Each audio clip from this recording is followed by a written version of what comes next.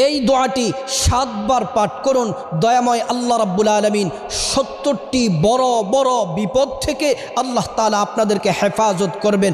বিখ্যাত তাবিঈ হযরতে মাকহুল রাহমাতুল্লাহি আলাইহি তিনি বলেন, এই বাক্যগুলা যে ব্যক্তি 7 বার পাঠ করবে, প্রত্যেক দিন 7 বার পাঠ করবে, আল্লাহ তাআলা তার 70টি বড় বড় বিপদ দূর করে দিবেন। এর মধ্য থেকে সবচেয়ে ছোট যেই বিপদ, সবচেয়ে হালকা যেই বিপদ, সেটা হচ্ছে তার পরিবার থেকে অভাব দূর করে দিবেন, অনটন দূর করে দিবেন, টেনশন দূর করে দিবেন, পেরেশানি দূর করে দিবেন, দুশ্চিন্তা দূর করে দিবেন। সংসারে আল্লাহ তাআলা সকল বিপদ থেকে আল্লাহ তাআলা মুক্তি দিবেন যদি আপনি দোয়াটি পড়তে পারেন। দোয়াটি হলো লা হাওলা ওয়ালা কুওয়াতা ইল্লা বিল্লাহি ওয়ালা মালজা মিনাল্লাহি ইল্লা ইলাইহি। প্রিয় দিনী ভাই ও বোন, কষ্ট করে দৈনিক এই দোয়াটি 7 বার করে